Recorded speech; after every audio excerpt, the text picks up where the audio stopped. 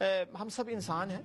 حدیث کے بڑے پیارے الفاظ ہیں کہ کل بنی آدم خطاؤن، سارے کے سارے بنی آدم خطا کار ہیں. آخر میں فرمایا کہ خیر الخطائین التوابون، لیکن بہترین خطا کار، قربان جائیں آپ اللہ کے نبی صلی اللہ علیہ وسلم کے فرمان عالی شان پر. دنیا میں کبھی آپ نے دیکھا کوئی کہے کہ خطا کار بھی بہترین ہو سکتے ہیں؟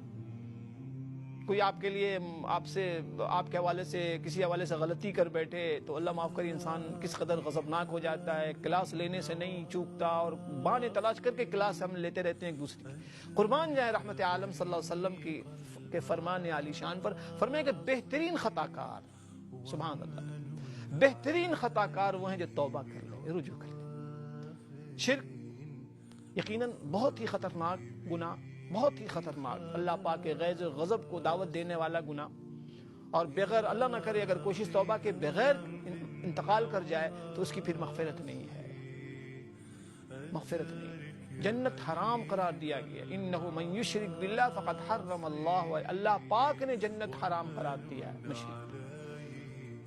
اس لیے پوری کوشش آدمی کرے کہ ہر روز سونے سے پہلے سارے گناہوں کی معافی تلافی توبہ کر کے سوئے کہ میرے اللہ، جانے انجانے میں بھی اگر شرک ہوا ہے، شرک کا شائبہ، کوئی عمل جو شرک جیسا ہو گیا، میں معافی چاہتی ہوں، معافی چاہتی ہوں. تو اللہ سے دعا کیا کریں اللہ ہم سب کو ہدایت دے. ان لوگوں کے لیے، بھائیوں بہنوں کے لیے دعا ہے جو شرک میں مبتلا ہیں، اس قسم کی حرکتیں کرتے ہیں، اللہ پاک ان کو بھی ہدایت، ان کے لیے بھی ہم نے محبت کا جذبہ رکھنا، ان کے لیے بھی دعا کرنا ہے، اللہ پاک انہیں بھی ہدایت